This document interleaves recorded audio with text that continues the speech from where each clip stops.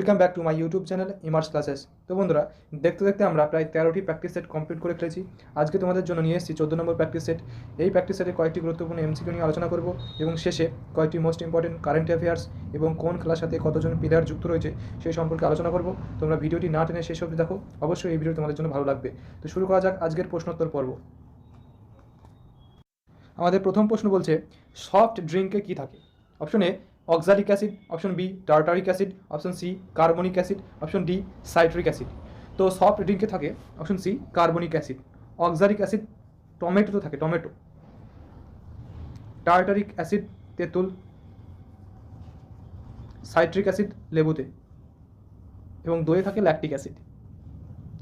পরবর্তী question, very very important একটি question. বলছে যে সমেরু এবং কোমেরু অঞ্চলে মেরুজ্যোতি দেখা যায়। তাহলে মেরুজ্যোতি কোথায় দেখা যায়? সমেরু এবং কোমেরু অঞ্চলে। এই মেরুজ্যোতি বায়ুমণ্ডলের কোন স্তরে রয়েছে? Option A troposphere, stratosphere, ionosphere, কোনোটিই নয়। তো মেরুজ্যোতি দেখা যায় আয়নোস্ফিয়ারে। স্ট্র্যাটোস্ফিয়ার যেখানে আমাদের জেট প্লেনগুলো চলে, একে শান্তমণ্ডল বলা হয়, শান্তমণ্ডল। ট্রপোস্ফিয়ার হলো আমাদের বায়ুমণ্ডলের সবচেয়ে নিচের স্তরটি, যেখানটা ঝড় বৃষ্টি সব কিছু দেখা যায়, তাই একে বলে ক্ষুব্ধমণ্ডল। পরবর্তী কোশ্চেন, এটিও একটি ভেরি ভেরি ইম্পর্টেন্ট কোশ্চেন। এরকম কোশ্চেন বারবার পরীক্ষা দিয়েছে। বলছে যে ব্যারোমিটারের চাপ হঠাৎ কমে গেলে কী ঘটবে? দেখো, 4টে কন্ডিশন হবে, পরপর আমি বলে দিই কোনটা কোনেতে হবে। প্রথম বলছে যে উজ্জ্বল আবহাওয়া। উজ্জ্বল আবহাওয়ার সম্ভাবনা দেবে তখনই যখন ব্যারোমিটারের চাপ কী হবে? আস্তে আস্তে বেড়ে যাবে, ধীরে ধীরে ধীরে ধীরে বাড়বে। শুষ্ক ঝড়ের সম্ভাবনা কখন হবে? যখন ব্যারোমিটারের চাপ হঠাৎ বেড়ে যাবে, হঠাৎ বেড়ে যাবে, তখন শুষ্ক ঝড়ের সম্ভাবনা। বৃষ্টি হওয়ার সম্ভাবনা কখন? যখন ব্যারোমিটারের চাপ ধীরে ধীরে কমবে, ধীরে ধীরে কমবে। তারপর বলছে যে প্রবল ঘূর্ণিঝড়ের সম্ভাবনা। ব্যারোমিটারের চাপ যখন হঠাৎ হঠাৎ কমে যাবে, তখন প্রবল ঘূর্ণিঝড়ের সম্ভাবনা হবে। তাহলে আমাদের কোশ্চেন কী ছিল? ব্যারোমিটারের চাপ হঠাৎ কমে গেলে কী ঘটবে? প্রবল ঘূর্ণিঝড়ের সম্ভাবনা দেখা দেবে। তাহলে আবার বলে দিই, যখন ব্যারোমিটারের চাপ হঠাৎ বেড়ে যাবে তখন শুষ্ক ঝড় হবে, যখন ধীরে ধীরে বাড়বে তখন উজ্জ্বল আবহাওয়ার সম্ভাবনা দেবে, যখন ধীরে ধীরে কমে যাবে তখন বৃষ্টি হওয়ার সম্ভাবনা, এবং হঠাৎ কমে গেলে প্রবল ঘূর্ণিঝড়ের সম্ভাবনা। এই কোশ্চেনটি বারবার দিয়েছে, তোমরা ভালোভাবে খেয়াল রাখবে। নেক্সট কোশ্চেন বলছে যে পৃথিবীর দীর্ঘতম ভঙ্গিল পর্বত কোনটি? Andes, Himalaya, Rocky, Alps. পৃথিবীর দীর্ঘতম ভঙ্গিল পর্বত হলো আন্দিজ। আন্দিজ এটি কোথায় অবস্থিত? দক্ষিণ আমেরিকা, দক্ষিণ আমেরিকা, আমেরিকা। হিমালয় হলো একটি নবীন ভঙ্গিল পর্বতমালা, যেটি আমাদের ভারতবর্ষে অবস্থিত। রকি, রকি অবস্থিত নর্থ আমেরিকা, অর্থাৎ উত্তর আমেরিকাতে অবস্থিত। আল্পস, আল্পস অবস্থিত ইউরোপ। পরবর্তী কোশ্চেন, গভীর ঘন মাধ্যমে আলোর রশ্মিকে কী বলা হয়? তো গভীর ঘন মাধ্যমে আলোর রশ্মিকে বলা হয় প্রতিসরণ। নেক্সট কোশ্চেন বলছে যে দীর্ঘতম রাজ্য সড়ক কোনটি? তো পশ্চিমবঙ্গের দীর্ঘতম রাজ্য সড়ক, পশ্চিমবঙ্গের দীর্ঘতম রাজ্য সড়ক হলো West Bengal state highway 4। Option C হয়ে যাবে আমাদের সঠিক উত্তর। পরবর্তী কোশ্চেন, তৈমুর লং কার আমলে ভারতে আসেন? তৈমুর লং কার আমলে ভারতে আসেন? ইলতুৎমিশ, নাসিরুদ্দিন মাহমুদ শাহ, দেবপাল, মোহাম্মদ বিন তুগলক। তৈমুর লং ভারতে আসেন নাসিরুদ্দিন মাহমুদ শাহের আমলে 1398 সালে। ইলতুৎমিশের আমলে চেঙ্গিস খা 1221 সালে, বারবার বলেছি। দেবপালের আমলে ভারতে আসেন ঐতিহাসিক সুলেমান, সুলেমান। Mohammad bin Tughlaq Ibn Battuta. পরবর্তী আরও একটি গুরুত্বপূর্ণ কোশ্চেন, ড্যান্সিং ডিয়ার কোন ন্যাশনাল পার্কে দেখা যায়? এখান থেকে আমি কয়েকটি মোস্ট ইম্পর্টেন্ট কোশ্চেন বলে দেবো। ড্যান্সিং ডিয়ার কোন ন্যাশনাল পার্কে দেখা যায়? ড্যান্সিং ডিয়ার দেখা যায় কেইবুল লামজাও ন্যাশনাল পার্ক, মণিপুরের লোকটাক হ্রদের পাশে অবস্থিত। ভারতবর্ষ তথা পৃথিবীর একমাত্র ফ্লোটিং ন্যাশনাল পার্ক, পৃথিবীর একমাত্র ভাসমান ন্যাশনাল পার্ক, লোকটাক হ্রদের কাছে অবস্থিত। কোথায়? মণিপুর, যেটি ড্যান্সিং ডিয়ারের জন্য বিখ্যাত। হেমিস ন্যাশনাল পার্ক কী জন্য বিখ্যাত? Snow leopard, snow leopard. Valmiki national park বিহারে অবস্থিত, tiger reserve. Kaziranga national park সকলেই জানো আসাম, কী জন্য বিখ্যাত? একশৃঙ্গ গন্ডার, একশৃঙ্গ গন্ডার। নেক্সট কোশ্চেন, আরও একটি গুরুত্বপূর্ণ কোশ্চেন বলছে যে লোকসভাতে রাষ্ট্রপতি মনোনীত দুজন অ্যাংলো ইন্ডিয়ান প্রতিনিধির মনোনয়নপত্র বাতিল করা হয়েছে। এটি ভারতীয় সংবিধানের কততম সংশোধনীর মাধ্যমে করা হয়েছে? 101, 100, 104, 103। তো এটি ভারতীয় সংবিধানের 104তম অ্যামেন্ডমেন্টের মাধ্যমে করা হয়েছে। 100 নম্বর অ্যামেন্ডমেন্টে কী রয়েছে? Land border agreement, between India and Bangladesh. Very very important. 101 নম্বর অ্যামেন্ডমেন্ট জিএসটি। পরবর্তী question, this is America day. This is America day বইটি সম্প্রতি কে লিখলেন? Donald Trump, Kamala Harris, Barack Obama, Joe Biden. তো দিস ইজ আমেরিকা ডে সম্প্রতি বইটি লিখলেন option D, Joe Biden. Joe Biden হলেন বর্তমান আমেরিকার প্রেসিডেন্ট, ইনি আমেরিকার 46তম প্রেসিডেন্ট। বারাক ওবামা ইনি ছিলেন 44তম প্রেসিডেন্ট। ডোনাল্ড ট্রাম্প ইনি ছিলেন 45তম প্রেসিডেন্ট এবং কমলা হ্যারিস বর্তমান ভাইস প্রেসিডেন্ট, ইনি 49তম vice president of USA. Next question, নিচের কোন ব্যক্তি বিম্বিসারের সমসাময়িক ছিলেন? জীবক, অতীশ দীপঙ্কর, আর্যভট্ট, বরাহমিহির। আর্যভট্ট ও বরাহমিহির দুজনের গুপ্ত যুগের লোক ছিলেন, গুপ্ত যুগ। অতীশ দীপঙ্কর পাল যুগের বিখ্যাত একজন দার্শনিক এবং জীবক ছিলেন বিম্বিসারের সমসাময়িক একজন বিখ্যাত ফিজিশিয়ান।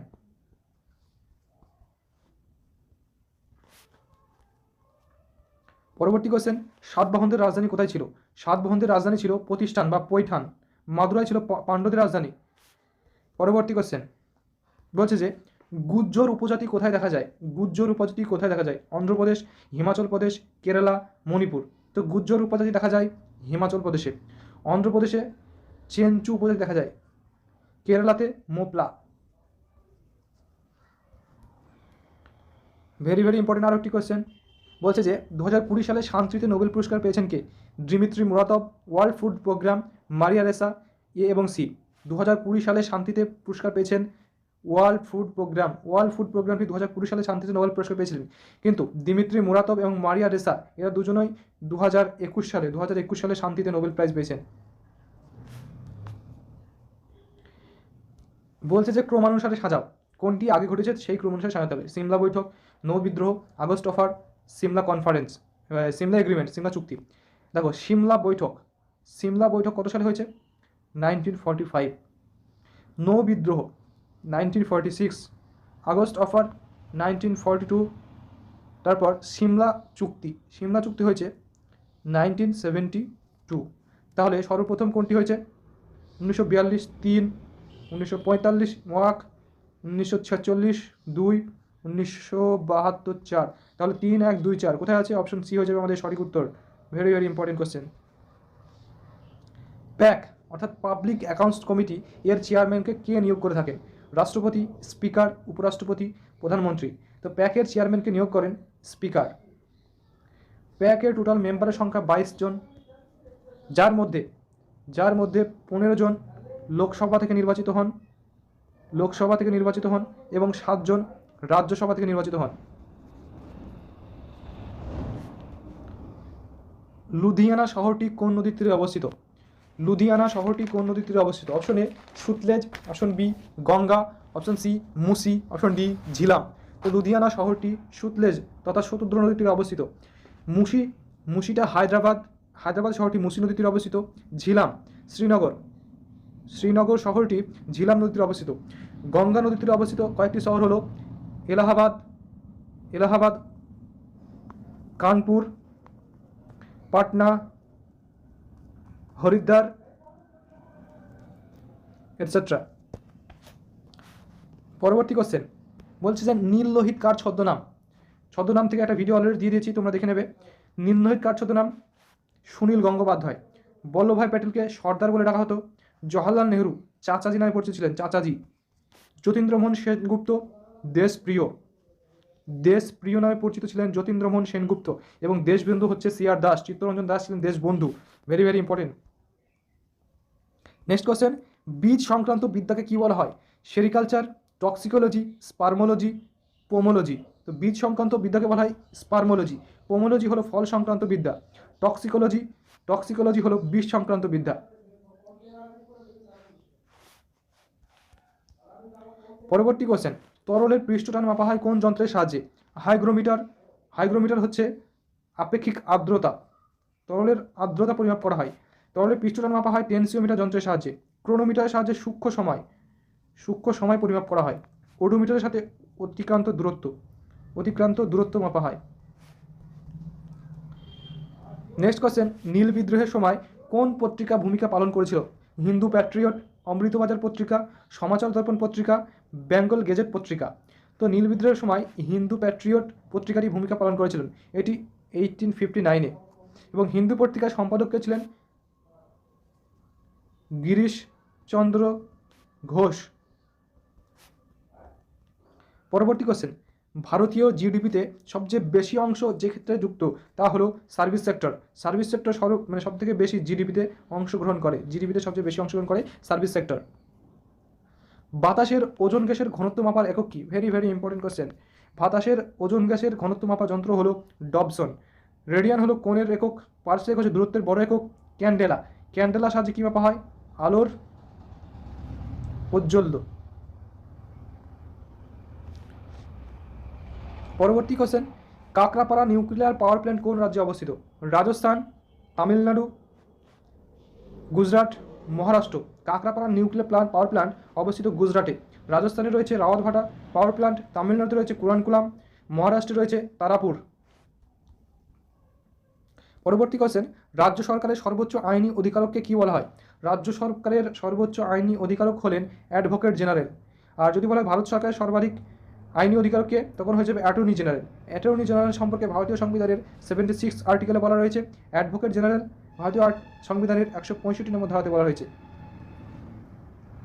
নেক্সট কোশ্চেন, মজলিস কোন দেশের পার্লামেন্টের নাম? মালদ্বীপ, বাংলাদেশ, আফগানিস্তান, পাকিস্তান। তো মজলিস হলো মালদ্বীপের পার্লামেন্টের নাম। বাংলাদেশের পার্লামেন্টের নাম কি? জাতীয় সংসদ। আফগানিস্তানের পার্লামেন্টের নাম শোরা।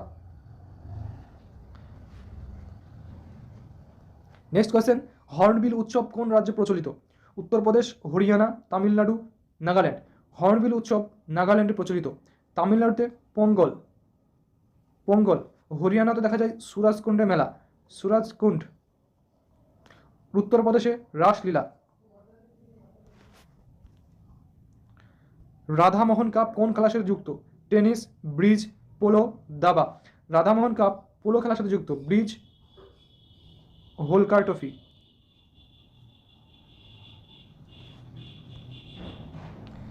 ভেরি ভেরি ইম্পর্টেন্ট কোশ্চেন এবং অনেকে এই কোশ্চেনটি ভুল করবে। গান্ধীজি প্রথম কবে জাতীয় কংগ্রেসের অধিবেশনে অংশগ্রহণ করেন? Option A 1924 Belgaum, option B 1901 Kolkata, option C 1895 Kanpur, option D 1896 Kolkata. অনেকে এই কোশ্চেনের জন্য অ্যান্সার দেবে অপশন এ, কিন্তু বন্ধুরা এই কোশ্চেনের জন্য অ্যান্সার হবে অপশন বি। এখানটাই বলেছে গান্ধীজি প্রথম জাতীয় কংগ্রেসের অধিবেশনে অংশগ্রহণ করেছেন। কোন অধিবেশনে অংশগ্রহণ করেছেন? সভাপতিত্ব বলেনি। তো সর্বপ্রথম গান্ধীজি অংশগ্রহণ করেছিলেন 1901 সালের কলকাতা অধিবেশনে, কিন্তু 1924 সালের বেলগাঁও অধিবেশনে তিনি সভাপতিত্ব করেছিলেন। 1895 সালে কানপুর অধিবেশনে সভাপতিত্ব করেছিলেন এস এন ব্যানার্জি। এবং 1896 কলকাতা অধিবেশনে সর্বপ্রথম বন্দে মাতরম গানটি গাওয়া হয়েছিল, এবং এই সময় প্রেসিডেন্ট ছিলেন রহমতুল্লাহ সাহানি। পরবর্তী কোশ্চেন, এফবিআই কোন দেশের গোয়েন্দা সংস্থা? এফবিআই কোন দেশের গোয়েন্দা সংস্থা? এটি হলো আমেরিকার গোয়েন্দা সংস্থা। এফবিআই ফুল ফর্ম কি? Federal bureau of investigation. পাকিস্তানে হলো আইএসআই, ভারতের র, সিবিআই, ইন্টেলিজেন্স ব্যুরো ইত্যাদি। এবার কয়েকটি আমরা কারেন্ট অ্যাফেয়ার্স একবার করে চোখ বুলিয়ে নেব। শুধু আমি একবার করে বলে যাবো, তোমরা একবার দেখে নেবে, তাহলে যথেষ্ট হয়ে যাবে। প্রথম ভারতীয় মহিলা রেসলার হিসেবে ওয়ার্ল্ড রেসলিং চ্যাম্পিয়নশিপে রূপক পদক জিতেছে অংশু মালিক। সম্প্রতি এটি এক্সামে দিয়েছে, এই কারেন্ট অ্যাফেয়ার্সটা এক্সামে দিয়েছে কয়েকদিন আগে। 2023 সালে প্রথমবার আফ্রিকা প্যারা অলিম্পিক গেমস অনুষ্ঠিত হবে ঘানাতে। 2023 সালের সর্বপ্রথম প্যারা অলিম্পিক গেমস কোথায় অনুষ্ঠিত হবে? আফ্রিকা মহাদেশে ঘানাতে। ঘানার রাজধানী কোথায়? আকরা। এটি ভেরি ভেরি ইম্পর্টেন্ট। বলছে যে সর্বশেষ ভারতরত্ন পেয়েছেন 2019 সালে সর্বশেষ ভারতরত্ন দেওয়া হয়েছে। টোটাল 3 জন পেয়েছিল। কে? নানাজি দেশমুখ, ভূপেন হাজারিকা, প্রণব মুখার্জি। নানাজি দেশমুখ, ভূপেন হাজারিকা, প্রণব মুখার্জি। আর 1954 সাল থেকে ভারতরত্ন পুরস্কারটি দেওয়া হয়। এটি ভারতের সর্বোচ্চ অসামরিক পুরস্কার। প্রথম ভারতরত্ন পুরস্কার পেয়েছিলেন চক্রবর্তী রাজাগোপালাচারী, সর্বপল্লী রাধাকৃষ্ণন এবং চন্দ্রশেখর ভেঙ্কটরমন। নেক্সট কোশ্চেন, লাল সেলাম এ নোভেল এই শীর্ষক বইটি সম্পদ লিখলেন ক্যাবিনেট মিনিস্টার স্মৃতি ইরানি। 5 নম্বর, প্রথম ভারতীয় হিসেবে মালয়েশিয়ান ওপেন স্কোয়াশ চ্যাম্পিয়নশিপে জিতলেন সৌরভ ঘোষাল। পরবর্তী, UNESCO network of creative city তালিকায় অন্তর্ভুক্ত হলো ভারতের শ্রীনগর শহর। এবার ইউনেস্কোর ফুল ফর্ম কি? United Nation Educational Scientific and Cultural Organisation. এর হেডকোয়ার্টার কোথায়? প্যারিসে। কত সালে প্রতিষ্ঠিত হয়েছিল ইউনেস্কো? 1945। এর হেডকে আর.ডি. অ্যাজুলি এবং ইউনেস্কো দ্বারা ওয়ার্ল্ড হেরিটেজের সংখ্যা কয়টি ভারতে? টোটাল 40টি। সর্বশেষ যেটি হচ্ছে সেটি হলো ধোলাভেরা। কোথায় অবস্থিত? গুজরাটে। নেক্সট, ভারতের 72তম গ্র্যান্ড মাস্টার হলেন দাবাতে মিত্রবা গুহা, ইনি কলকাতার বাসিন্দা। নেক্সট বলছে যে রাজ্যসভার সেক্রেটারি জেনারেল হিসেবে নিযুক্ত হয়েছেন প্রমোদ চন্দ্র মোদী। 8 নম্বর বলছে ন্যাশনাল ক্রিকেট একাডেমির প্রধান হিসেবে নিযুক্ত হয়েছেন ভিভিএস লক্ষ্মণ। ন্যাশনাল ক্রিকেট একাডেমির হেডকোয়ার্টার কোথায়? ব্যাঙ্গালোর। এটি প্রতিষ্ঠিত হয়েছিল 2000 সালে। সব ধরনের ক্রিকেট থেকে অবসর নিয়েছেন এবি ডিভিলিয়ার্স। তিনি কোন দেশের প্লেয়ার? সাউথ আফ্রিকার। অনেকে জানো তাকে 360 ডিগ্রি বলা হয়।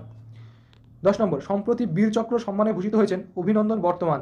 ইনি বালাকোট এয়ার স্ট্রাইকের নায়ক ছিলেন, তোমরা অনেকেই জানো। তারপর বলছে যে ওমিক্রন নামে করোনা ভাইরাসের প্রজাতি প্রথম লক্ষ্য করা যায় কোথায়? ওমিক্রন কোথায় লক্ষ্য করা যায়? সাউথ আফ্রিকায়। তারপর Indian innings the journey of Indian cricket 1947, এই বইটি সম্প্রতি লিখলেন আয়াজ মেনন। 13 নম্বর সম্প্রতি কোন রাজ্যে বলা হবে, এখানে অ্যান্সার দেওয়া রয়েছে। গুজরাটে সাগর শক্তি নামক অনুশীলন অনুষ্ঠিত হলো। তারপর বলছে যে NFHS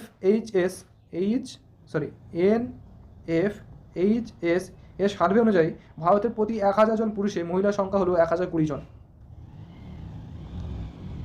পরবর্তী বলছে যে এশিয়ান প্যারা যুব গেমসে ভারতের পদক সংখ্যা হলো 41টি। এটি বাহরাইনে অনুষ্ঠিত হয়েছে। এবার জ্ঞানপীঠ, এখানে তো ভেরি ইম্পর্টেন্ট কোয়েশ্চেন, এগুলো দেওয়ার চান্স রয়েছে বেশি। 56তম জ্ঞানপীঠ পুরস্কার কে পেয়েছেন? নীলমণি কুফন। 56তম নীলমণি কুফন। সর্বশেষ 57তম কে পেয়েছেন 2021 সালে? দামোদর মৌজা। 2019 সালে 55তম কে পেয়েছিলেন? আকিঠাম আচুথম। 2017 সালে পেয়েছিলেন অমিতাভ ঘোষ। পরবর্তী এ প্যাসেজ টু ইংল্যান্ড বইটির লেখক হলেন Nirad C Chaudhuri. A passage to India বইটি কার লেখা? এ প্যাসেজ টু ইন্ডিয়া বইটির লেখা হলো E.M. ফ্রস্টার। তারপর বলছে যে ভেরি ইম্পর্টেন্ট আরেকটি কোয়েশ্চেন, টাইম ম্যাগাজিন সম্প্রতি কাকে 2021 সালে পার্সন অফ দি ইয়ার সম্মানে ভূষিত করেছেন? ইনি হলেন ইলন মাস্ক, স্পেসএক্সের চেয়ারম্যান। তারপর বলছে যে প্রতি বছর 12ই মে ফ্লোরেন্স নাইটিঙ্গেলের জন্মদিন উপলক্ষে বিশ্ব নার্স দিবস পালন করা হয়। তাহলে বিশ্ব নার্স দিবস কবে পালন করা হয়? 12ই মে। 20 নম্বর Raj Kapoor the master of at work বইটি লিখলেন আমাদের vice president M Venkaiah Naidu. এবার কয়েকটি রাজ্যের মোস্ট ইম্পর্টেন্ট যেগুলো নৃত্য রয়েছে সেগুলো সম্পর্কে আমি বলে দেবো, তোমরা একবার শুধু চোখ বুলে নাও আর তোমাদের মনে পড়ে যাবে, এটি যথেষ্ট হবে। তামিলনাড়ুর নৃত্যের নাম কি? ভারতনাট্যম, কাবাডি। অন্ধ্রপ্রদেশ কুচিপুড়ি।